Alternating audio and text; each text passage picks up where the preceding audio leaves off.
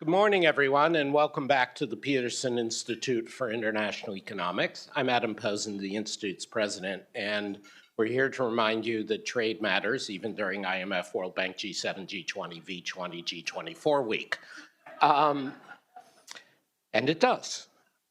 This is actually a special edition of Trade Winds live from DC. As all of you, I hope, know, Trade Winds has been exploring the future of international trade since 2020, initially under our friend Annabel Gonzalez, our longtime friend and colleague, who's now a vice president at the Inter-American Development Bank, and led for the last several years by Cecilia Malmström, our fellow former European Commissioner for Trade who represented the EU and the WTO and various negotiations. She negotiated and led to later bilateral agreements between the EU and many countries. And as the real insiders know, she almost got us to a subsidies accord with Japan and the US, which would have saved us all a lot of trouble.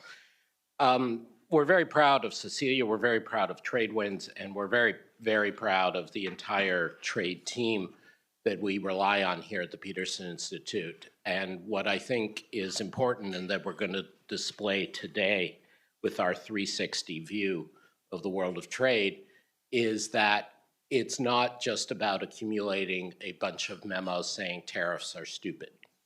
They are, but we have people here who are doing much more than that. It's not just about the US, it's not just about mistakes, it's about positive developments, it's about constructive proposals, and it's about actual evidence-based analysis rather than just asserting things on first principles. And for that reason, we're delighted to have, in alphabetical order, 4 incredible colleagues joining Cecilia and myself today. Chad Bown, who is the Reginald Jones Senior Fellow at the Peterson Institute, and who, of course, is the host of Trade Talks, which is its own rock star event every time. Chad spent time as the chief economist of the U.S. Department of State in the Biden-Harris administration, spent several years at the Institute before that, and has a book forthcoming with his co-creator of Trade Talks, Maya Keynes, How to Win a Trade War, or I should say, How to Win a Trade War. That we are looking forward to having the launch event here at Peterson in a few weeks' time. Second, we have Mary Lovely, who's the Anthony M. Solomon Senior Fellow here at the Peterson Institute. Mary has become the public face and voice of sanity in a highly partisan Washington, appearing before Congress, sought after by people of both parties, and even talking sense to the I Hate China Congressional Committee. But of course, Mary's main claim to fame is that she's an outstanding empirical researcher, and in recent years, to the benefit of the Peterson Institute and the world, has focused her energies a lot on supply chains and industry and transformation of those supply chains, and only partial transformation of those supply chains. We also are delighted to have Mari Elka Pangestu, the Minister, Special Advisor, International Trade and Multilateral Cooperation for Indonesia. She was a distinguished visiting fellow at the Peterson Institute, and she's on leave for government service, and we hope to have her back with us whenever she finishes. Mari has been, again, like Chad and Mary and Annabelle, but perhaps even more so, more like Annabelle, a practitioner, a policymaker, like Cecilia, leading at the World Bank, leading in the Indonesian government as Indonesia's Minister of Trade, and brings the combined force of analysis and political leadership to our discussions, and we're very grateful to have Mari here. And then finally, but never last, our third named senior fellow, Arvind Subramanian, who was the Dennis Weatherstone Senior Fellow at the Institute, and then went on extended leave for public service as the Chief Economic Advisor to the Government of India between 2014 and 2018. Again, like his colleagues, Arvind has spectacularly combined actual policy leadership with serious scholarship. His recent book on A Sixth of Humanity with a true in-depth political, historical analysis of India's development has become already not just a bestseller, but the touchstone book for understanding India's economy for years to come. And meanwhile, he is still churning out incredible work for the Institute, and we're looking forward. We have a new paper by him that will be out shortly, building on some remarks he gave here last fall, that China Shock 2.0, notwithstanding the Financial Times' excellent reporting, and notwithstanding the G7 global imbalances, is really about what it's doing to the developing world. It's not about Europe or the US. And I think this is a very important perspective. I'm going to turn it over to Cecilia and my colleagues to speak. I just want to say two things of substance. The first is, two things can be true at once. Tariffs can be stupid and the world doesn't end. So there is a bunch of people out there who, and I say tariffs as the shorthand for unilateralist, capricious, nationalist, reactive, short-sighted international economic policies. And even if a US can continue to grow, even if a world economy can continue to grow, that doesn't ipso facto prove that those short-sighted, self-destructive, unilateralist international economic policies did any good. And the analysis coming out from here, but also from many other think tanks, universities, government officials, shows that. Second, what I do think is important to know is how resilient world trade has been and how restrained the rest of the world has been. They have not, governments have primarily not followed the US down self-destructive paths. They have not retaliated to their own harm and to escalate matters. They have not stopped pursuing opening and trade with others, and this has proven to their benefit. And so these two themes do not in any way summarize what my colleagues will say, but I think they put a floor, a structure on understanding the resilience of international trade and international integration, even when the US and others are not providing the kind of citizenship, let alone leadership, that we should expect. So there is actually a cheery message here. The world goes on. Cecilia, to you.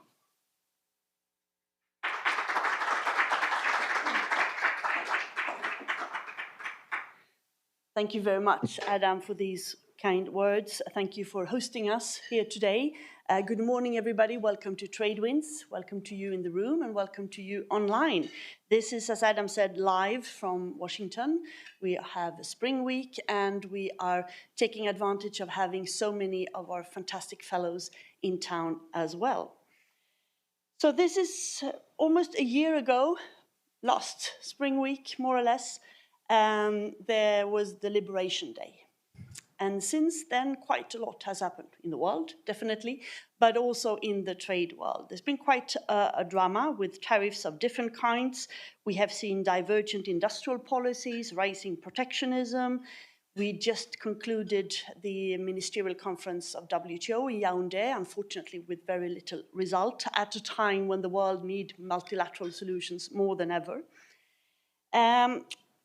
And there has been, as Adam said, also this, at the same time, this resilience of the world. Trade is continuing. Trade is a little bit like water. It finds new ways all the time. But what do these new ways look like? What strategies have been taken from different countries, different regions? And this is what we will discuss today. We will hear from the US perspective, the Chinese perspective, the Indonesian perspective, and the Indian perspective, and also different regional corporations that they are involved with. I will just start to say something about Europe as well. The European Union, like most countries, did a deal with the US administration after the Liberation Day, the so-called Turnberry deal, setting the level of tariffs to 15%, and the European Union promising to abolish most of the tariffs on US goods and on some agricultural products as well. So 15% is, of course, much better than 30%. That was when it was at its peak, but it is much more than the average 3.5–4% that was the tariff line between EU and US before Liberation Day. And in addition, there are very high tariffs on steel and aluminium. The EU also promised to buy energy and weapons from the US, and estimated investment of European companies in the US to an amount of roughly $500 billion. And there was an agreement to discuss some of the regulations in the EU, notably in the climate area and in the tech regulation. The agreement is actually not in place yet, even if it was concluded between leaders already in August last year. The European Parliament needs to approve it, and they have been dragging their feet, and they suspended the deliberations under the Greenland crisis. After that, they resumed negotiations. They added a few sort of suspension clauses and precautionary clauses if the Greenland issue should come up again, etc. This has now to be confirmed by the members of the European Union. They are looking at it right now, and my prediction is that the agreement will enter into force end of the month. Will this calm things down? Let's see. That was, of course, the hope of European negotiators, that there would lead to stability in the trading relations. Of course, the transatlantic relationship is a bit tense for a lot of other reasons as well. In the meantime, the EU has been busy finding new partners and new deals in addition to the ones that they have.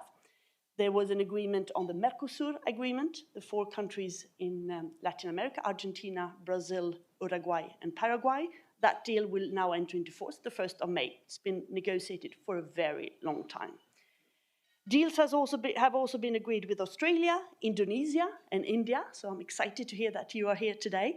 And an updated agreement with Mexico will be signed in May. Negotiations are ongoing with Philippines, Thailand, Malaysia. There's been update in the trade relations with the UK and Switzerland. And there has been a rapprochement between the EU and CPTPP on a more institutional level. The EU has agreement with most of these countries, either done or in the making.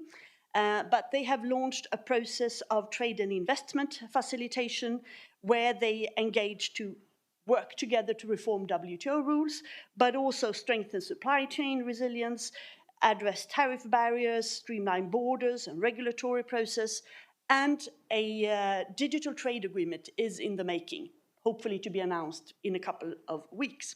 And this is interesting because this is a group of like-minded countries, very much pushed also by Prime Minister Carney from Canada. Is this an alliance of like-minded or a coalition of the willing? Remains to be seen. The EU is also struggling to find a common line with China,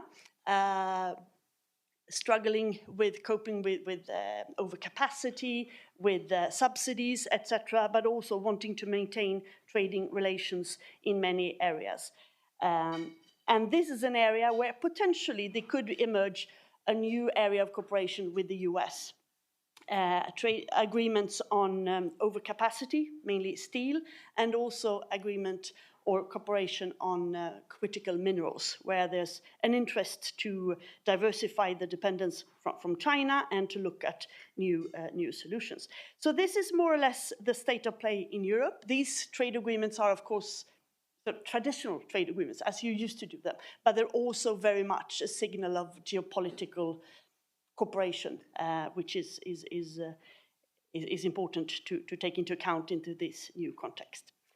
We might come back to this. This is a bit the state of play in Europe. I would like to start by calling Chad to the podium to explain to us a little bit of what is happening in the US and what can happen. And then we will have Marie, Arvind, Mary, and then Adam will come back to explain is there a new pattern coming up here and helping us to see the big picture. So thank you very much. Welcome, Chad.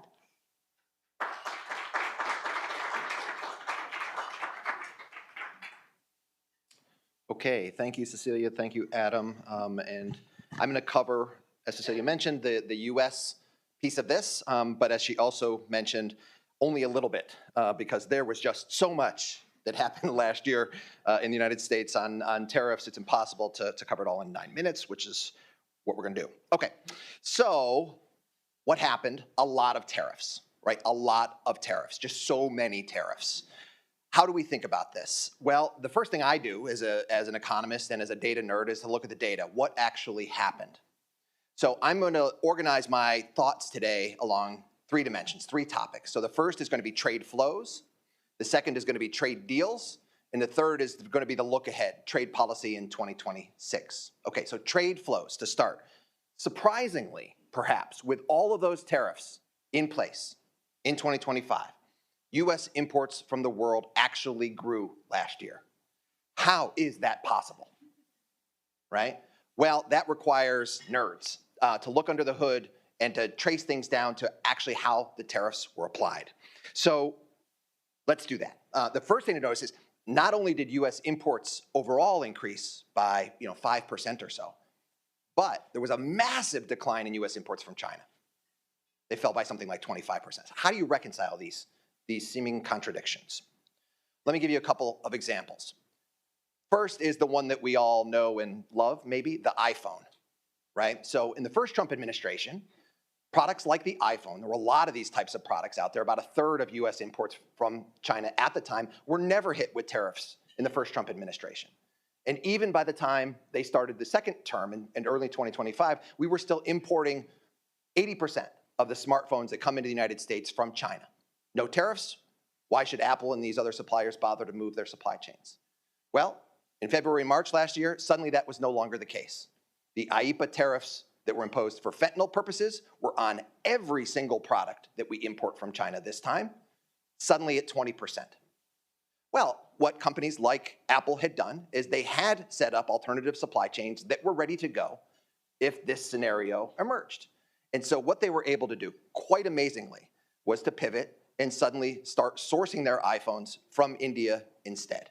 And by the end of the year, it's something like 40% of the smartphones we're now getting, see this in the trade data, are coming in from India. So quickly pivoting to that. And it wasn't just smartphones, same patterns for laptops, monitors, other types of consumer electronics that these big giant multinationals have set up supply chains in alternative places to source differently.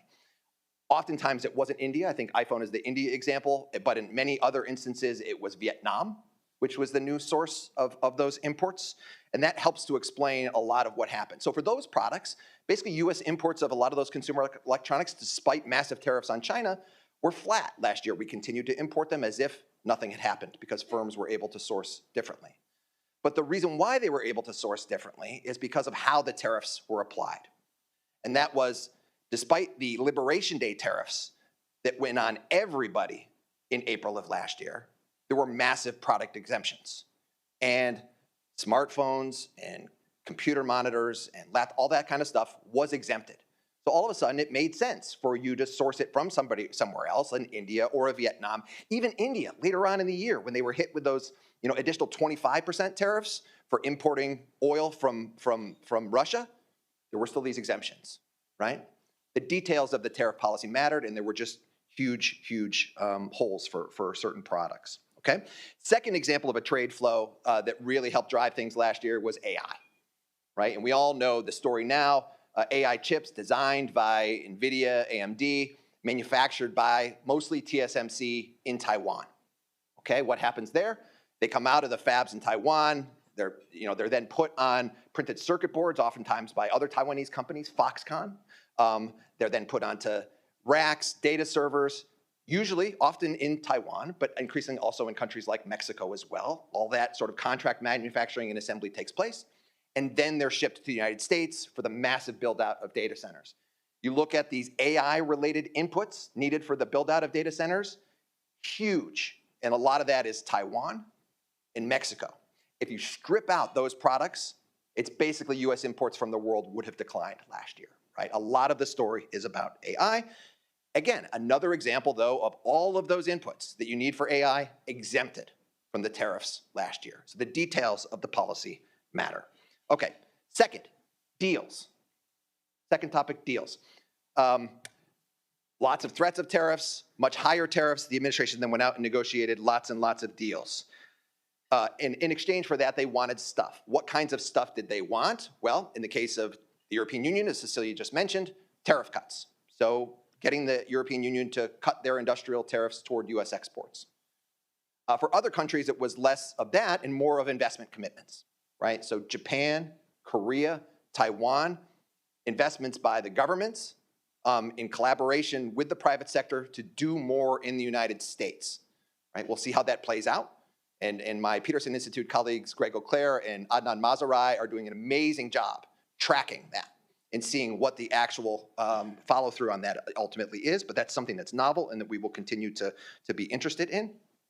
Now, the challenge is, then we have the Supreme Court decision of February, right? And so all of those deals, lots of other countries as well, South Asia, didn't quite get the same deal as a Japan, a Korea, or Europe did. What is the status of those deals, given that we don't know what their future tariffs are going to look like because of the Supreme Court decision? So there's some uncertainty there. And that leads me to my third topic, which is trade policy in 2026, because as you'll notice, there are three major economies that are important for the United States that don't yet have deals. Canada and Mexico. We're currently embarking on the process of review, renegotiate something with the USMCA. That's going to play out over the course of at least this summer. What is that ultimately going to mean? Even if there weren't the craziness of all of the tariffs last year, the review of USMCA was going to be very different this time around in this new era of economic security, right? We don't know what the administration's priorities are going to be. They haven't been very public about what those, but kind of reading the tea leaves, I see three things. One, and they're all sort of related to economic security. Potentially increased alignment or requests for increased alignment on things like foreign investment screening, export controls. When you're thinking about chips that need to be, we worry about where they might go anywhere around the world, and tariff policy.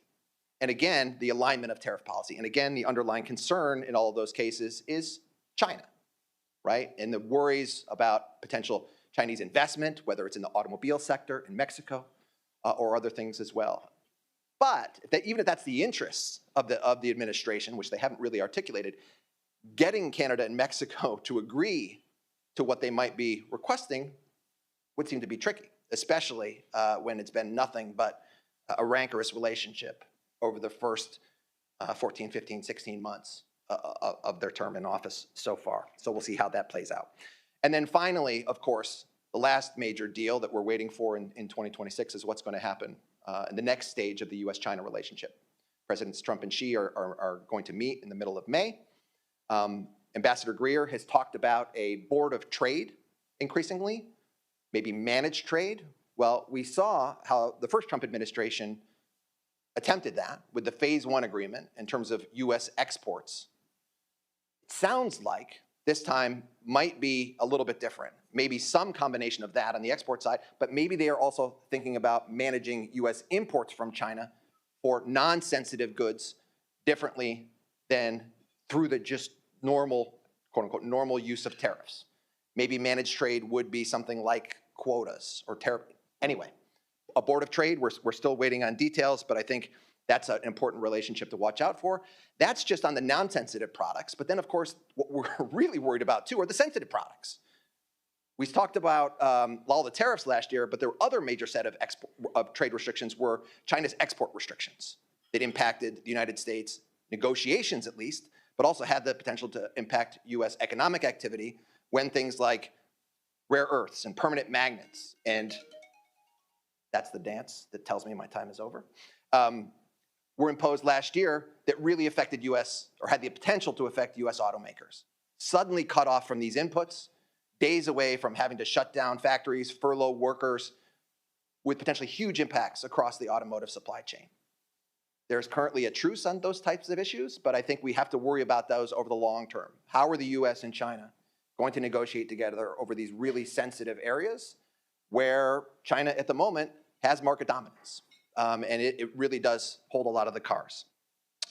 So for that, maybe we'll have Mary tell us more for a moment, but I will stop. Thank you very much.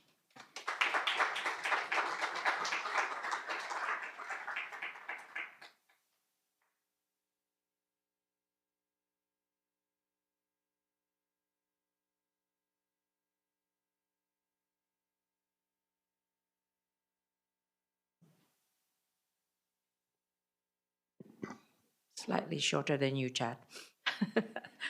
Good morning, everyone. I'm here to present the Indonesia, Southeast Asia perspective. And Adam actually stole my message, my main message, which is that, turbulence in the global trade is real, and we're facing it especially since last year, but it hasn't been catastrophic so far. The responses matter more than the shock itself. Trade continues to grow, and the real risk is overreaction that fragments the world into competing trade blocs. And this is what we, in the response of Indonesia and Southeast Asia, have been trying to avoid. And also, as Adam said, we have been more resilient. The rest of the world, including ASEAN, has been more resilient and has not reacted by increasing protection with each other. And in fact, the opposite perhaps is trying to happen. So let me make 3 points just to understand how does the trade turbulence, what does the trade turbulence mean for Indonesia and ASEAN? And in a way, it's not just what happened in 2025 with the reciprocal tariff. It started in 2018, especially with the first Trump tariffs on China. And then the impact on our part of the world was actually positive. It's what they call the conduit countries. A lot went to Vietnam, Malaysia, Thailand, and some of it also went to Indonesia. But that caused us problems in the second Trump tariff, reciprocal tariffs. And of course, you have the rise in economic security all throughout this period before April 2nd. So the nexus between economics and security was very real. I'm sorry, I'm going to get my...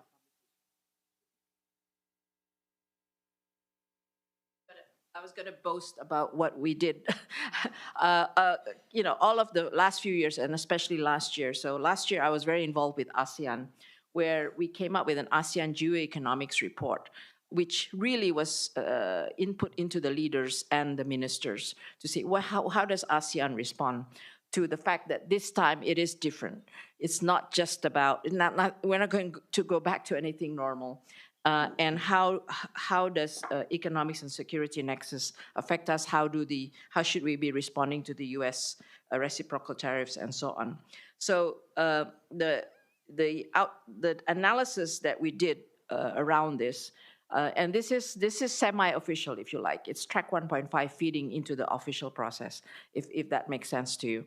And we actually did what Adam was mentioning earlier. We did some evidence-based analysis and data, and the analysis is actually not surprising.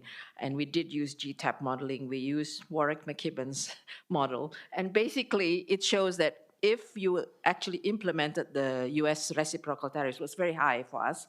It was like between 20s to 40s, the initial April 2nd one.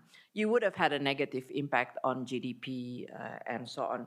But if you reacted by increasing protection against each other, if there was a trade war, the negative impact gets worse, much worse.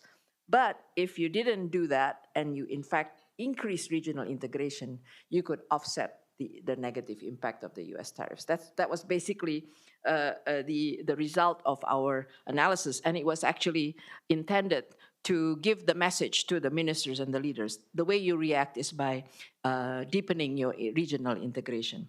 And the second aspect that we looked at was we had a survey of private sector. What are you going to do to respond to all these risks that you are facing? And the answer was actually relatively positive. 60% said they would continue to expand in ASEAN. They got used to dealing with risks with COVID. So how are they going to respond? Basically, diversify sourcing, increase inventories, use efficiencies, but with AI and digitalization.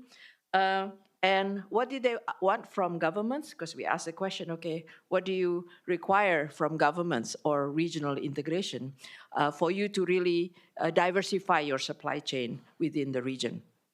And the answer for trade wonks, this would be really not surprising perhaps. What was the number one issue that they faced? Rules of origin.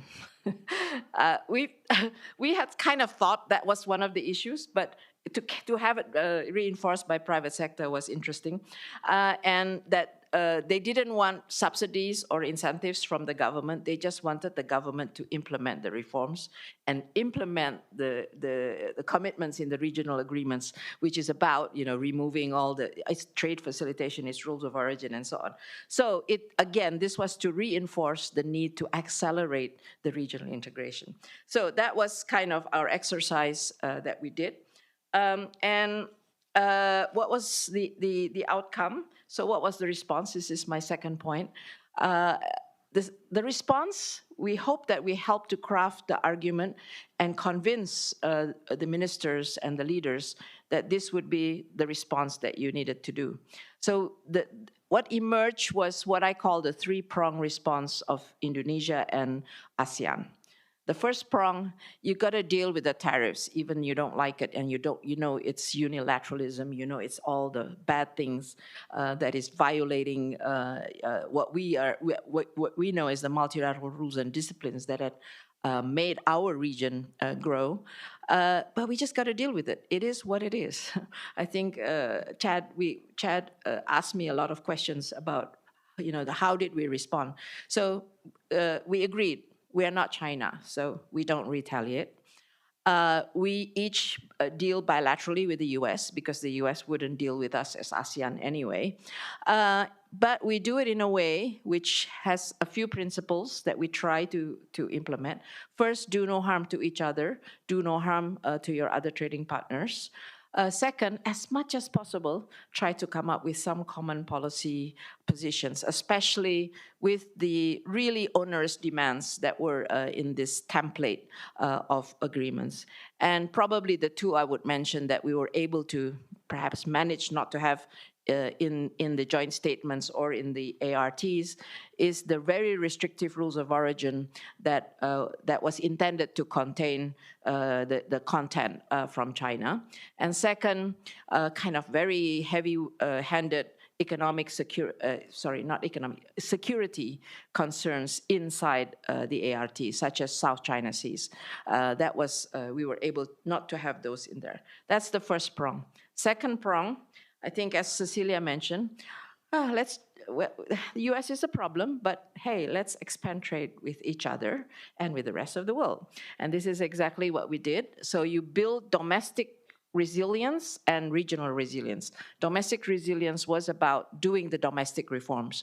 And from our private sector survey, that also came across very strongly with certain areas identified. It's not just tariffs, obviously, non-tariff measures and other investment and trade-related issues. And then in the regional agreement, it was about accelerating a lot of what we have to implement within ASEAN, as well as RCEP. RCEP is ASEAN plus Japan, China, Korea, and Australia and New Zealand. And there's actually where you want to have the rules of origin be addressed. The issue of effective implementation of RCEP was that we don't have yet cumulative rules of origin. CPTPP actually has cumulative rules of origin. So this is one, and there's agreement last year from the minister and leaders level that effective implementation of RCEP, as well as all our ASEAN agreements, is #1 priority. And this is being tasked to ministers. And there is also a general review of the RCEP in place to really address many of the issues. So the notion is you want to have more regional diversification of the supply chain, which addresses your security concerns about concentration of China and so on and so forth. It will involve investments coming from China. So that's kind of the regional response. So let me close with what is the current situation. Can somebody, I've been trying to keep track of time, but 2 minutes? Okay.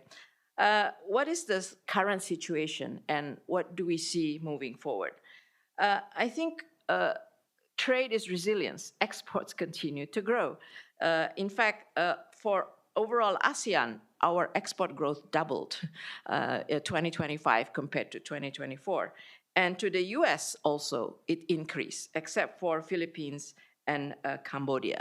And the reasons, Chad mentioned exceptions, and a lot of that is semiconductors from Malaysia and Singapore that got exempted.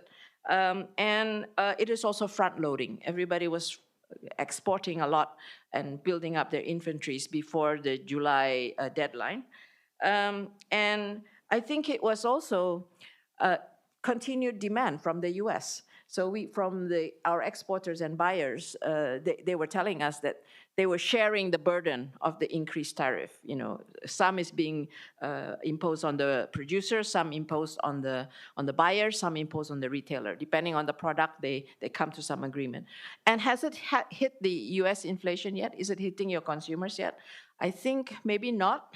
I don't know, maybe it's product specific. I know it hit your coffee, and that's why you had exemptions, and we got an exemption for coffee. So where it hurts, it seems to be the exemptions. But I think for general consumer goods, probably the impact has not been felt. I don't know whether there's a lagged effect or not, but that's the issue.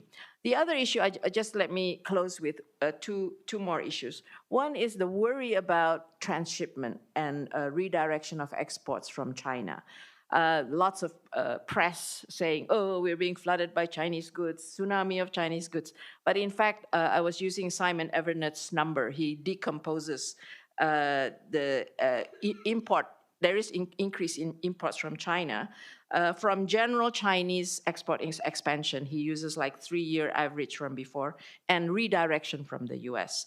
And his numbers show that, yes, there was increase in what we call a redirection of exports, about 63 billion out of our 598 billion imports from China. But it was very highly concentrated in Vietnam, Thailand, and Indonesia to a lesser extent. And then he links it to the US imports. And this is actually transshipment in a way of redirecting the exports. And his conclusion is that this is not the time to panic and just try to also have onerous protection against China. We can address it with using WTO valid instruments of anti-dumping and so on. And in fact, Indonesia just got a countervailing duty from the US on solar panels of 143%. And actually, I would say probably it classifies as transshipment because it was coming from China to Vietnam to Batam Island. And maybe there was some little investment there and little value added. Then it came to the US. And guess what? Increased the import of US solar panels from this particular location in Batam increased, I think, by 100% or something like that. So, of course, alert. Right. So, just to show you that there are still instruments that you can use for that. And apart from exports, investments also continue to be robust. So, about the future, despite the current robustness and relatively positive results, we are not out of the woods, of course. Uncertainties already outlined by Chad, especially what will happen with the China-US and then the spillover effects to us, and the whole uncertainties that are ahead, and that the supply chain reconfiguration is happening, but we don't quite know where it's going, and obviously, it will take time to adjust. And with the uncertainties, I think investors are also having a headache as to how they would actually do the reconfiguration. So let me close there, and thank you for listening to me.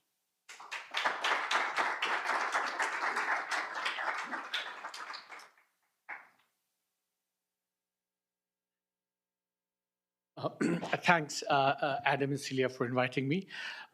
Great to be here. So I want to make 2 points and offer one conclusion. The 2 points are respectively about India, which is based on an Economist piece I wrote a month and a half ago, and a comment on China based on a forthcoming Peterson working paper that Adam kindly mentioned. So the point about India is the following. I think when we speak about Trump's Liberation Day tariffs and, the rest of the world, adjusting to it, doing trade deals, not becoming protectionist, et cetera, et cetera. In the Indian case, it went even further in the sense that Liberation Day tariffs had a profoundly positive impact on Indian trade policy. How so? I think, to be a bit provocative, I think it punctured the pretensions of two entities, namely the European Union and India. Their pretensions to being global superpowers were punctured. And so, tails between their legs, they both came to each other and negotiated a free trade agreement, which was 20 years in the making and would have been 20 more years in the making had this not happened. Second, I think the US 50% tariffs on India was hurting Indian exports quite badly, even though, as Chad rightly said, iPhones were exempted, but lots of 50% of Indian exports were affected, leading to job losses and so on. So I think that made India then also negotiate an agreement with the United States. And that agreement is still in limbo because it depends. It's going to depend upon how Section 301 plays out and what's going to happen. But the net effect of President Trump has been to kind of convert an economy that prior to these was actually becoming much more protectionist than previously. So there was a 20-year consensus, 25-year consensus in India in favor of gradual opening up.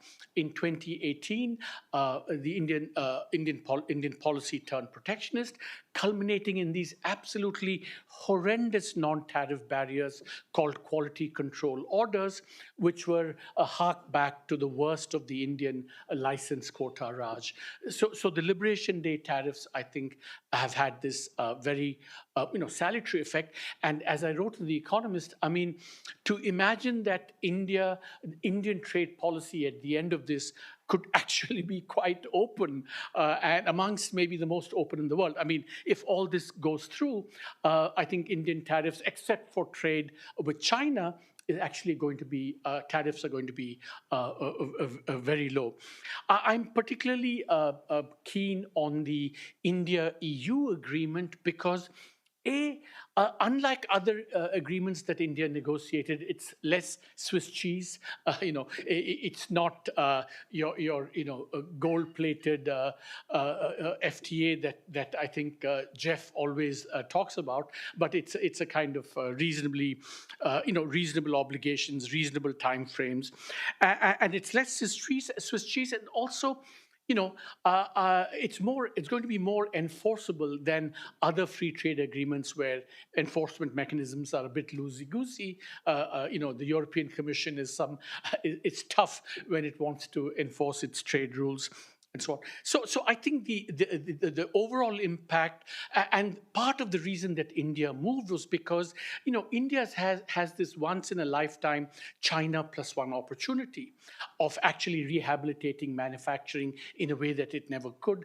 We write about this, Devesh Kapoor and I, in our book. And what Chad mentioned about the Apple resourcing, changing its kind of sourcing to India, actually predated the Trump tariffs. It's happening for a long time because I think Apple saw the signs on the wall. But what's, I think, incredible was that Apple said, maybe India is a place where we can set up factories and plants and invest in manufacturing in a way that it couldn't do before. So that China plus one opportunity, I think, lies behind, combined with the shock of the Trump tariffs, combines to explain what China did. So that's on India. Point number 2 is on China, a paper with Soumitra Chatterjee of Johns Hopkins, which is going to come out. I think that this is a necessary corrective to the debate on the China shock.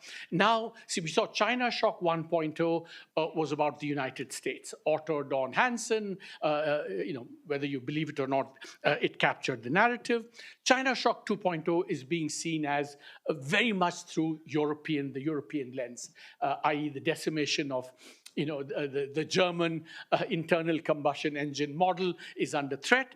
But I think what Soumitra and I argue is that actually the real puzzle is not why China is becoming competitive in panels and EVs and batteries. You would expect it to. The real puzzle and the problem is that China continues to occupy space in low-skilled goods, which are of concern to a vast swathe of the developing world. If you look at China's global export share in labor-intensive goods, it's kind of declined in gross terms, but in value-added terms, it hasn't declined at all.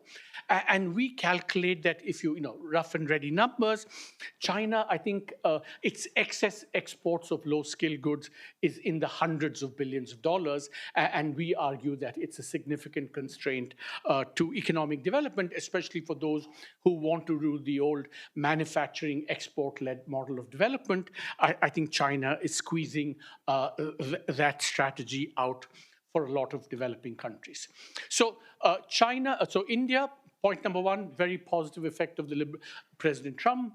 Point number two, I think China remains a problem for development prospects. And I'll conclude by saying that, yes, trade flows have not been affected. Yes, countries are coping with trade deals and so on. But let us not underplay the serious and abiding threats, twofold threats to the global trading system, which is US protectionism, in the broader sense of the shredding of the world trading order and the uncertainty that's going to persist. So let's not get too sanguine saying, well, it's not had a big impact. Yes, all that is true, but this remains an abiding threat. And the second threat is Chinese mercantilism, whether it's to the German industry, but more to what it's doing to low-skill exports of developing countries. So US protectionism and Chinese mercantilism remain serious and abiding threats, and I think we should not in any way become sanguine about either of those. Thank you.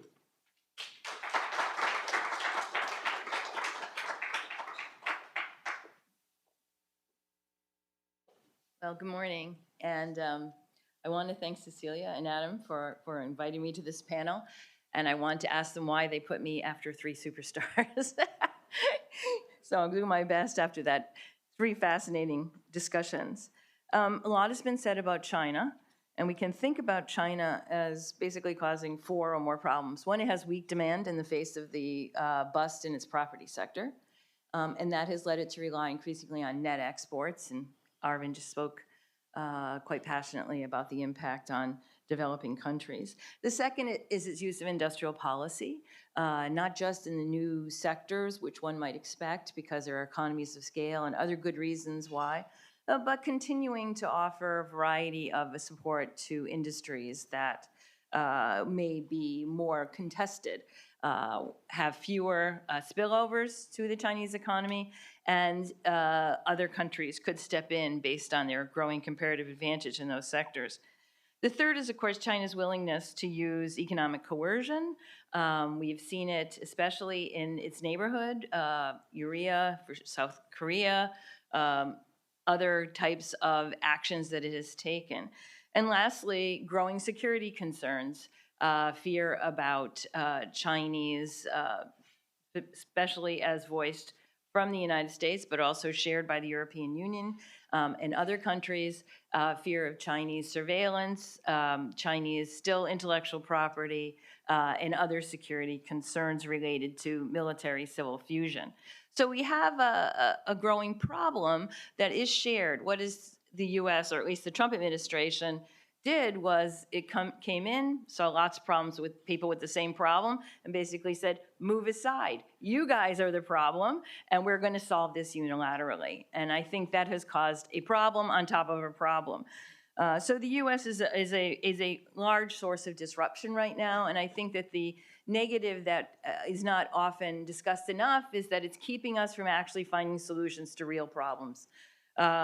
It's not just the U.S. is pushing its allies, or if not even friends, allies, anyone that does business with the U.S., to accept the U.S. view of economic sanctions, to accept the U.S. view on investment screening, and I think what we're going to see in the future is accept U.S. diktats on rules of origin, which I think is particularly pernicious, but the Trump administration, Trump 2, is clearly setting up the apparatus to do that through the Section 301 cases that are now being investigated. So what has been the impact on the United States? Many of us would say largely negative. Why? Well, if we think back to the Biden administration, it became familiar to talk about three things: reshoring, friendshoring, and what I think of as restrictions, mainly on China, but on a few other countries as well. On reshoring, we do have investment promises, which will bring certain types of industries to the U.S. We've already seen, starting under the Biden administration, a big development build out on semiconductors, but we're seeing it now in Trump. Most of the promised investments are in energy sector, shipbuilding, batteries, some other areas. So there's a few sectors that are going to be winning, and we may see some reshoring there, but otherwise we don't. Manufacturing jobs have declined month after month since early 2023. Now we see declines also in construction and warehousing and transportation. So the reshoring evidence is just not there. What about friendshoring? What we have done with friendshoring is actually made the world safe for Chinese friendshoring. And this is where we get to the great reallocation that Laura Alfaro and Davin Shore have talked about in their papers. Yes, in the United States, we see less goods directly from China, but we're seeing a lot more trade with connecting countries. These countries are obviously increasing their imports from China, and we see that that value added is then being sent largely to the United States. So U.S. trade with China, if we look at a value added basis, has fallen much less than many of us would like to think. So less comforting.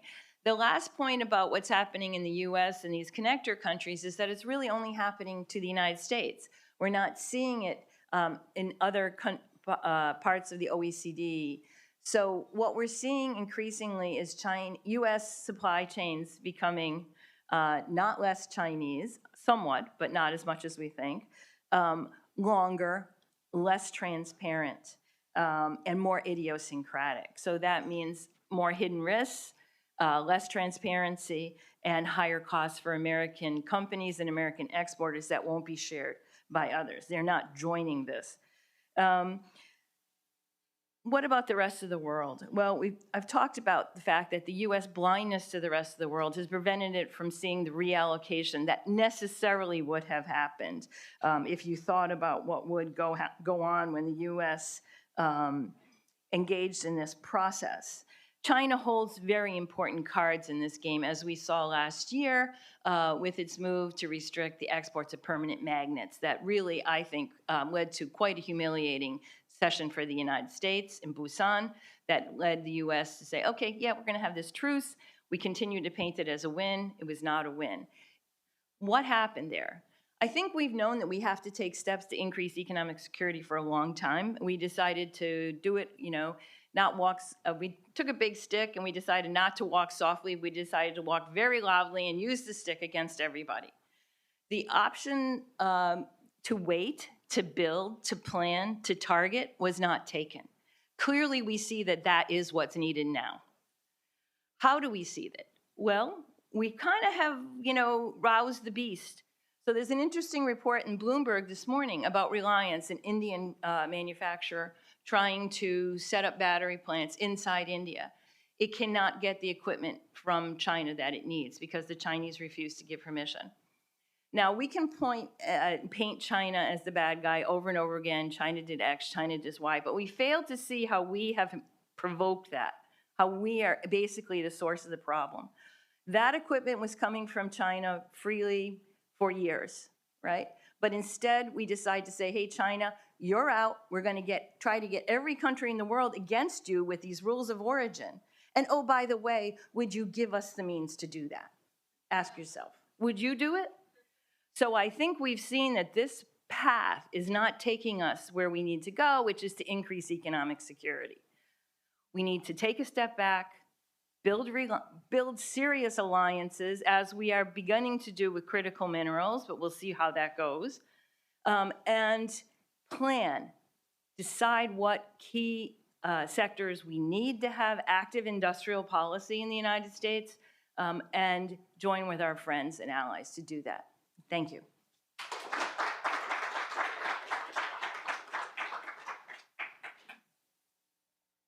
No, Mary, I'm the one following 5 rock stars, so I've got the real problem. Look, my colleagues all made, I think, trenchant, well-said, policy-relevant points. I think it was incredibly important to have Cecilia and Mari and Arvind talk about the progress and the constructive responses made from 3 major economic regions, to have Mary present, I think, 2 very important points, that some of the actions the US takes, particularly towards China, do engender a response, and that should have been thought through, just as if you attack the Strait of Hormuz, you should have thought through what happens next. I tried to warn our government that a year ago in an article. It's easy to lose a trade war, but apparently no one read it outside the White House or inside the White House. And Chad, again, forced us to be nerdy and look under the hood and the reality of trade and why it's so resilient, because comparative advantage is very powerful. So I want to take this and make a couple additional points. The first one is, and Cecilia in particular has been partnering with me in this for almost 2 years now, is to keep telling the governments of the world, starting with Europe, but also India, also Indonesia, also Latin America, and especially ASEAN, that there is space, there is agency. The world is a worse place when the US disrupts the system, but there's a very wide range of possible outcomes. And the actions that these other entities take play a huge role in how good or bad the world is.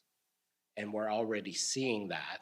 And if anything, I've been positively surprised, particularly in the trade sphere, by how constructive that's been. We should not, similar to what Arvind said, we should not rest on our laurels, but that this is the way it should be, and we should lean into that, and we should recognize and encourage that. The US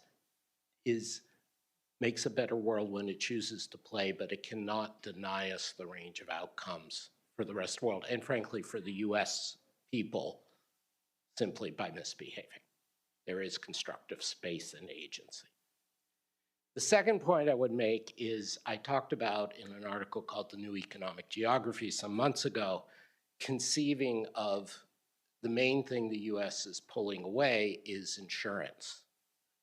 And that as a result, things become more expensive because people have to self-insure, or they have to get partial insurance, whatever. And I think Mary's very insightful thinking on supply chains, which was paralleled by Chad's remarks, that you get a world where, yeah, the trade still gets through, the necessary objects still need to get through, but it's less transparent, it's more transactions, it's more attenuated, it's less dependable, you are having to build in redundancies.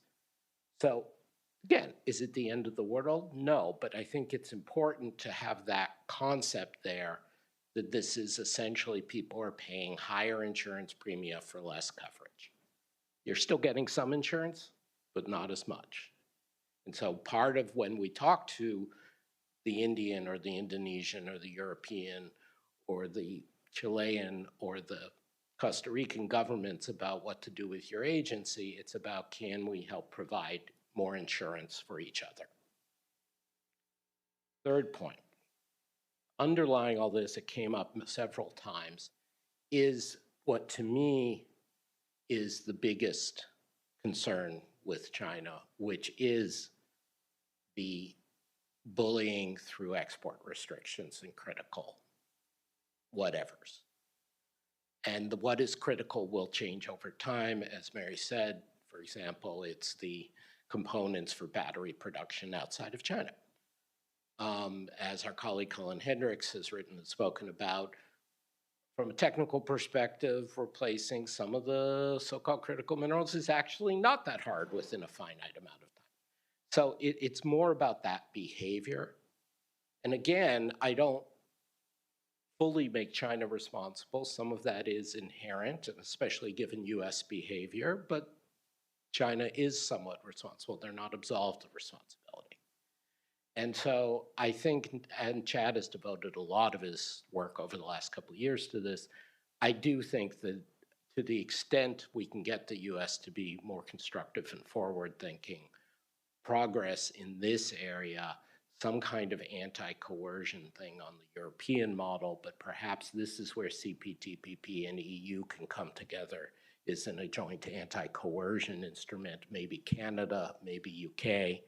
The more people, the more economies you have in an anti-coercion instrument, the more of a collective pact, the more deterrence. And again, this is insurance.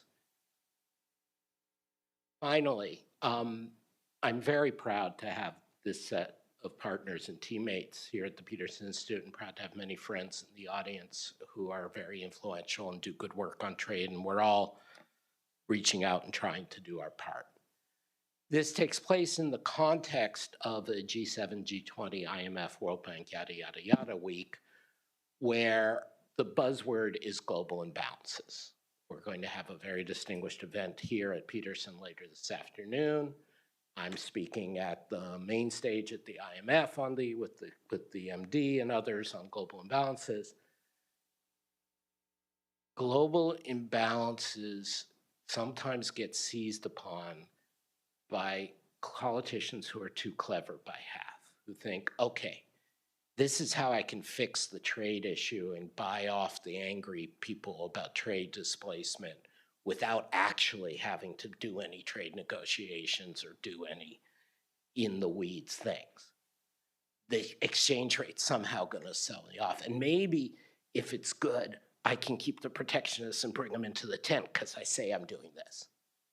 And then the protectionists in the other 6 parts of government all say, those stupid macroeconomists, if we can just get them to talk about global imbalances, we can get them to do stuff on subsidies and industrial policy that they would never otherwise approve of. We can co-opt them.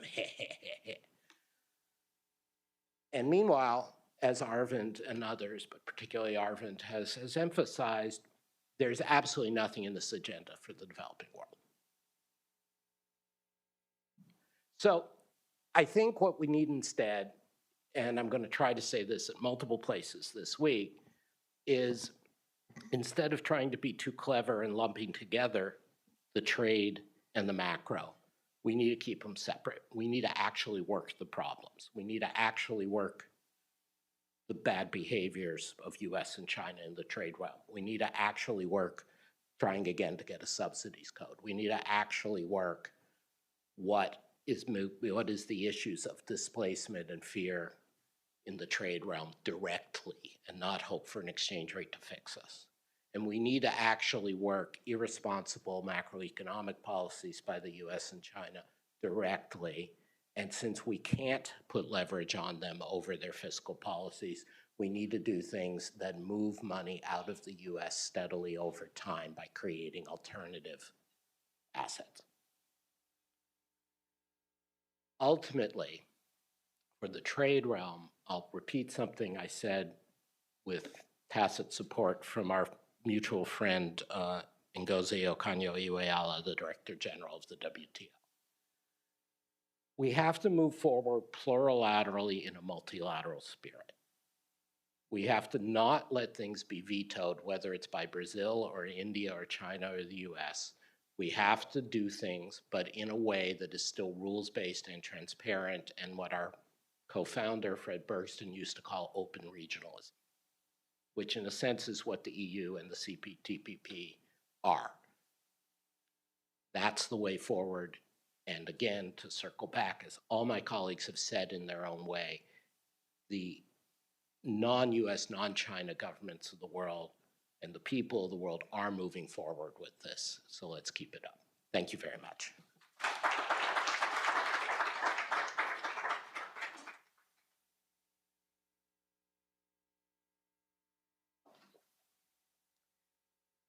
Thank you very much, Adam, and thank you to all the panelists for your very interesting thoughts and for sharing them here with us.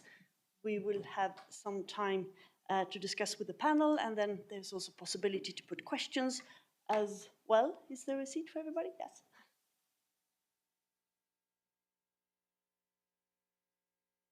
Yeah, careful there. We're live.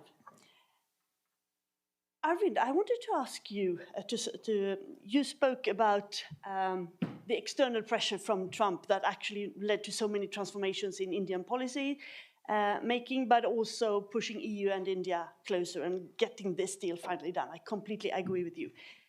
Does this also mean that India is willing to embark on also more regionalist adventures, as Marie spoke about, joining RCEP or joining other regional initiatives and also taking a more active role in the WTO? Short answer, unlikely. To all of it? Huh? To all of it. Okay. To all of it, yeah. Well, that's... And the reason, I think, just to elaborate in 1 second, is that, you know, as I said, India was turning protectionist by conviction. And so the Trump tariff is a jolt to shake India, the opportunism getting slightly the better of conviction. But without that jolt, the instincts are still more closed and protectionist than open. And that's why I think it won't translate into necessarily into more openness on other fronts. That's interesting. Indonesia has chosen the totally opposite path. Of course, India and Indonesia are 2 different countries, but you were talking about and I know that you have played personally a very important role in that, the engagement in ASEAN, in RCEP, and how Indonesia is trying to work with others to coordinate policies also vis-a-vis the US. And I know that Indonesia has applied to join CPTPP, as many others as well. So is this sort of how much Trump was it behind this strategy? This changed a little bit before, right? So it's more a conscious strategy to move on, because Indonesia also used to be quite close to protectionist country. I think to pick up on Arvind's point when he was speaking earlier, you know, how much did this pressure from the US lead us to undertake, you know, policies that are actually more open? I would say it precedes Trump, because maybe if you take Trump 1.0, had some impact. But basically, you know, we are acceding to OECD, and it was promoted. It was in the previous government as a way to push domestic reforms, and then we have been negotiating with the EU for many years. Actually, it started even when I was still trade minister. That's how long it was. That was a long time ago, yes. Actually, the Trump, the reciprocal tariffs accelerated it, on both sides, more so maybe from the EU side. So it was completed last year, actually. And I just wanted to agree with what Arvind was saying. The impact of the US, what we had to respond to in the US, is actually helping us also with our domestic reforms.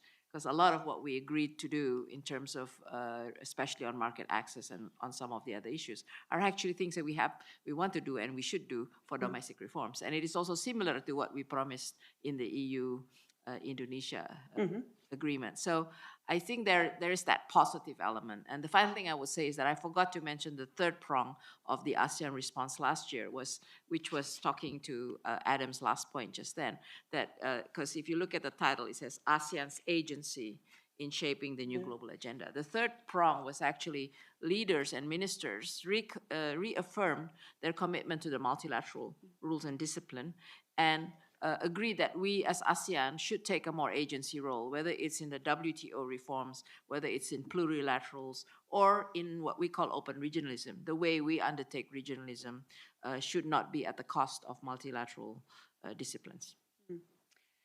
Chad, I know that you cannot put yourself into the head of the administration, and I'm not asking you to do, but this development is is quite positive in many ways, and Adam also summarized it, that it has had positive ways. But if you listen to not only the administration but also the opposition, there's this claim that trade has fundamentally changed, and it must change because the way we used to do it is wrong.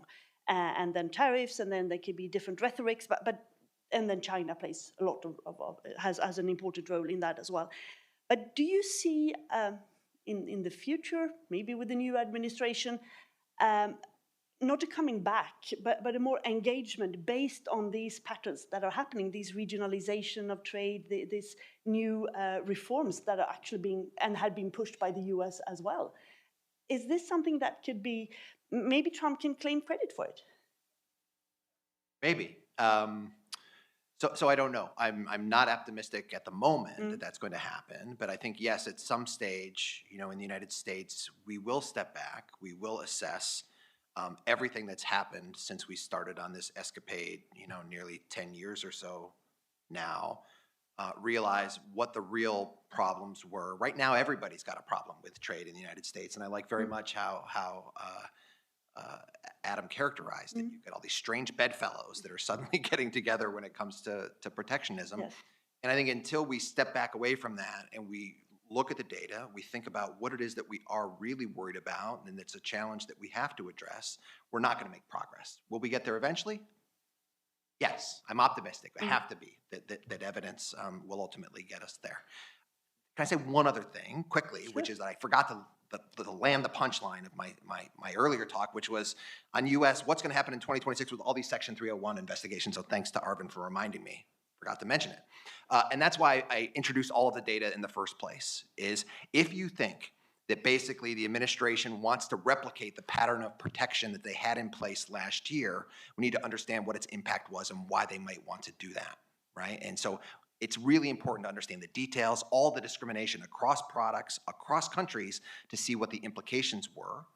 And that might help us understand why they may ultimately get to a Section 301 investigation for all these different countries for the reasons that Mary articulated, that might lead us back to that outcome as well. So, and that's sort of what I'm anticipating, where they're going to ultimately try to end up.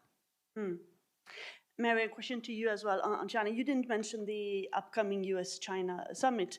If you have any views on this and how China sees all these happening in the world. They analyze it. They base their strategies on it. How do you think the Chinese government will, or the Chinese leaders will sort of use these changes for their own benefit? For instance, China has been very vocal and say, well, we really deplore that the WTO isn't working for us, trying to portray themselves as the big multilateralists, at least in words, if not in deeds. How would you see this coming, the coming month? And also if the summit can play any role in that? Okay, it's a big question. It's a big question, sorry. I think that we saw with the latest 5-year plan and the meetings in China around that China's main concern is the Chinese economy and its own development. And it will continue to pursue the same course that it has before, which is to really continue to emphasize, support the development of technology-infused development. And that is, of course, in what we think of as Made in China 2025, so mastery of certain high-tech sectors, achieve the commanding heights, but also the diffusion of that to the broader economy and an increasing attention given to services, which of course is now half of the Chinese economy and desperately in need of productivity improvements. So I think they'll continue to look inside. They have been very successful in reorienting their trade flows. They have managed to do this partly by increases in outward FDI. So many of these countries that have benefited from new manufacturing opportunities as a result of US actions against China is in fact powered by Chinese foreign investment. So I think that in lots of ways they've capitalized on this. They have not retreated or become sort of a connoisseur of soft power like many people expected. In fact, we still see China acting pretty vigorously on the international stage to remind us all that it does control choke points. And, you know, that remains a warning to, I think, all of the countries that are seeing their engagement with China increase. This is an opening for the United States. Other countries do share our concerns, and China hasn't changed that through their behavior. So I think mainly they're focused on themselves. The upcoming summit, for them, I think their expectations are rather low. Even on the US side, we're not sure what's going to be in the package of agreements that happened before the summit. President Trump himself is always a bit of a wild card. We don't know what will come out. We have guesses that will have absolutely nothing happen, to have some investment deals signed. So it's really wide open for the Chinese. If it's a successful summit that continues the current truce in the trade war and permits increasing, remains stability in the relationship, that's a major win. And then there are a few security concerns to discuss as well, of course, apart from tariffs. There is a possibility for you in the audience to put questions. There's a mic there. Can I just say yes, one thing? I'm just Sorry. going to tell about the mic. And while you are thinking about your questions, yes, Adam, I wanted to come back to you. I just wanted to make an institutional note. We are very fortunate to have Mary speaking about the Chinese actions and intentions. This is not because of some arrogance on our part that China cannot speak for itself. This is because, particularly this week, we try very hard to invite Chinese speakers and officials, and during this week, who gets to speak seems to be extremely tightly controlled. That said, with the support and engagement of our China-focused colleagues, Tianlei Huang, Yeling Tan, Martin Scherzempa, Nick Lardy, and others of us working with Mary, I think Mary gives us fair, evidence-based, and clear-eyed a view of the Chinese policy intentions and actions as anybody in the West does. So I just want to be explicit that we would happily, still had Mary speak, but we would have happily had, in my seat, a Chinese official or academic if we could have gotten one. Thank you for pointing that out. Yes, Hector, you have to stand up. The mic there. Thank you. Thank you. My question is, thank you for Mary and yes too. You mentioned rules of origin, and you mentioned preferential trade agreements, and indeed rules of origin are indispensable to guarantee preferences. Now, how do you deal with digital trade and rules of origin? Because we have rules of origin for trading goods.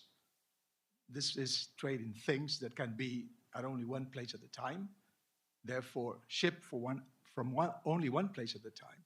But what about the kind of trade that is growing faster, which is trade delivered digitally? Bytes can be anywhere, replicated n times, and shipped from everywhere. So how do you deal with this? There's no rules of origin on digital trade, to my knowledge. That's a great question, and I'm going to turn this over to the people who actually do the negotiations.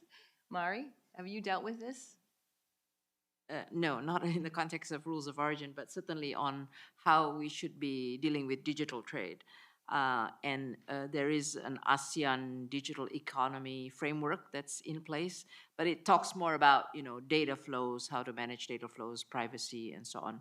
I think we haven't got to the rules of origin aspect of it, but certainly I think as what we call emerging issues that need to be in trade agreements, digital comes up as number one. And I don't know whether CPTPP, we tend to think of CPTPP as kind of, at the moment, the benchmark, and certainly something that we need to look into more carefully.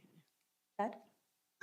This is just purely speculating, but I think one of the other trends that we have seen in crafting rules, regulations, impacting trade over the last, this even dates back to TPP, is defining things based on ownership and control, right? So it may be the companies that are doing that and where their headquarters are and who's sitting on their board. And if you look at like the TPP chapter on state-owned enterprises, right? But I think recently in the Inflation Reduction Act defining foreign entities of control, right, and using ownership and who's influencing corporate decisions, things of that nature. It's speculative, but that may be another area that we tend to see this pop up in. Any other question? Yes, Laura, please. Thank you. A couple of things on China.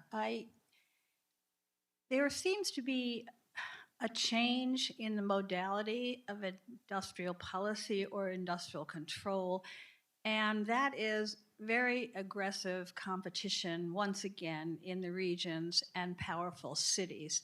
And indeed, Xi himself has been concerned, for example, about overinvestment in electric vehicles and the creation of a number of companies, not of all, are going to survive. So we have a kind of, I think, important blend here, and I just want to emphasize this, between competition in China, which is very, very, it's powerful. It's powerful. It's a source of innovation. It's a source of development of supply.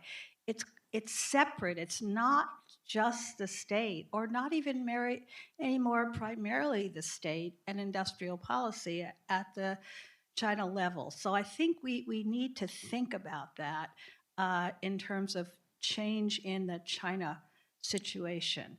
I wanted to emphasize something Adam said, and then maybe also go back to Cecilia here, and that is, I think the Europeans are really, they are, yes, the focus in the discussion this week is on current account imbalances, but they are trying to combine greater domestic policies to actually speed up investment, increase investment, get at the current account that problem by the Draghi report and by investment. That's a very positive thing, but also that has implications for trade. So the fact that the Europeans are doing all of these integrative agreements, you could bring this together. So they're bringing some of their trade policy and emphasis on industrial growth in Europe together, dealing with both current account and trade accounts. So I think, at least in Europe, my sense is the discussions are not separate, Adam, and that it's important, therefore, to note what the Europeans are trying to do. Thank you. Thank you. Mary, Adam, you want to answer that? I think your point is very well taken, Laura. There is intense, almost rabid competition in some sectors. And, the Chinese economy really did grow on the basis of competition. I used to call China the wild, wild east because of the rapid job destruction and job creation. One of the secret sauces of the Chinese economic miracle was rapid entry and rapid exit, where new startups could come in and really drive productivity growth. So it's important to keep that in mind. However, I think there is a big concern that the competition is being put into overdrive by access to cheap financing. And a lot of this is controlled through the provinces. The central government, as you mentioned, has been trying to get it under control. That cheap financing, of course, played a major role in the investigation by the European Union into EV, the need for countervailing duties and anti-dumping on EV trade between the EU and China. Just to push the competition idea one stage further, I have a new working paper out looking at the kind of history of U.S.-China trade relations, the importance of U.S. market and multinationals, as well as global multinationals, to China's emergence as an export power, and the role that this takes when we look ahead, where China is going to be competing with head-to-head with U.S. on the most tech-advanced products. So we always think of this as some kind of race or a zero-sum game, but in fact, competition can actually make both sides better. And so how do we get to that kind of cooperative outcome? Chad has some ideas in the same volume that's just been released on how those cooperative outcomes might be negotiated. So competition is really important. Anna? I want to strongly strongly endorse Laura and Mary's point about Chinese internal competition. A scholar who once spent some time here, Chiang Tai-she, at Chicago Booth, has also written about how the competition between regions has had positive effects. But what I do think we have seen in recent years, just amplifying Mary's point, is we're seeing less exit. We're seeing a lot of competition, but less exit of firms in the Chinese sectors. And that is a problem. It leads to what J.P. Morgan in the late 19th, early 20th century called ruinous competition. And so one has to be a little careful. And I would also recommend, although it's a blunt instrument, I think it's very useful, our colleagues Tianlei Huang and Nicolas Veron publish a tracker here at the Peterson Institute about the relative shares of fully state-owned, partially state-owned, privately owned enterprises. Now, obviously in China, as they clearly acknowledge, partially state-owned and privately owned don't mean exactly the same thing as they do in Europe or the US, but they do behave somewhat differently. And so tracking that, I think, is another way of keeping track of this. On the investment point, again, this goes to discussions I and others have been having with a lot of our friends from Europe who come to visit us right now. I think I agree with some of the things Laura said in principle, but I would change the balance a bit.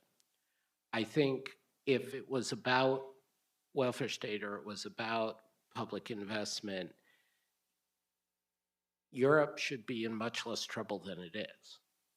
And I'm sorry, Cecilia, but I mean, there's been, compared to the US, a lot of institutions to provide welfare state and retraining, and a lot of institutions for public investment. And I'm not saying this as some libertarian type saying, I don't want them to do that, it's always wasteful. I don't think so. That's not what I believe. It's more that even if I think there's a bit of a misdiagnosis here, that it's not really just about that. And so this comes into some discussions, again, tuning my own work for a moment, that came up and Nicola and I and others have been involved with here at the Institute over the last couple of days. I think Europe runs the risk of getting into an arms race with China and the US in terms, I know you're not advocating that, Laura, I'm just saying, I think this is important to say, of trying to play China and US's games, and it cannot win those games. And I think there's some aspects of the Draghi report and occasionally some of the things that Draghi says that fall into that trap, that it's all about scale and national champions or supranational champions. Whereas Mary just said, and you indicated, Laura, it's about competitive dynamism.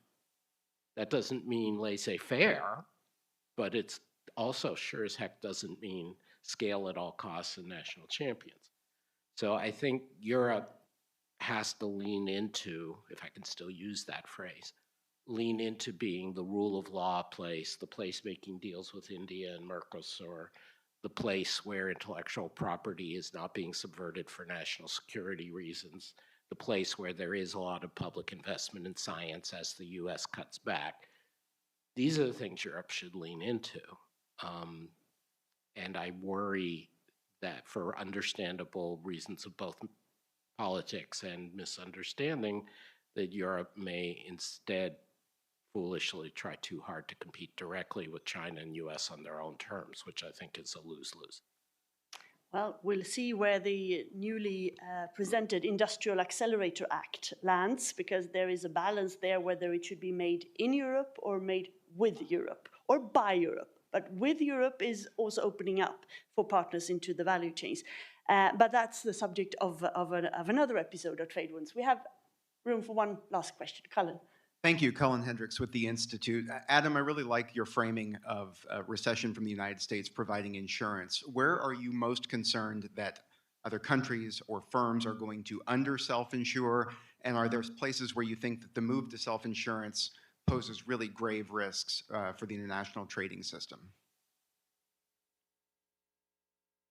Cullen, I'm actually more optimistic, in line with my colleagues and the thrust of today's session. I'm actually more optimistic about the resilience of the trading system than some other parts of the international economic order, including treatment of debt to developing countries, including free navigation of the seas for commerce right now, including the depth and accessibility on a non-discriminatory basis to liquidity, whether through US Treasury markets or through the IMF and other organizations. I view those in some ways as more fragile and more subject to politicization, and particularly, as you know better than I, in the security realm, the places where if you start having self-insurance, everybody feels they need to have their own minesweepers and their own guns, and God forbid, as you and others have written about, their own nuclear weapons, the international economic effects wouldn't be too good in addition to a few other things. So I'm sorry, I'm not trying to be cute, but in a sense, I don't know, and my colleagues, I'm sure, have informed opinions that Cecilia can talk about on future trade wins. I don't know how much the resilience of international trade is due to the wisdom of the trade community, is due to the overwhelming power of comparative advantage, is due to the adaptability of the supply chains that Mary and Chad talked about. I think it's all of these things, but I view a lot of the other aspects as actually much more fragile. And that's why I focused, as Chad did, and in other ways others did, on the issue of export controls. Not the, oh, does NVIDIA ship the best chips, but, oh, can anybody make batteries outside of China? That's where I get most worried.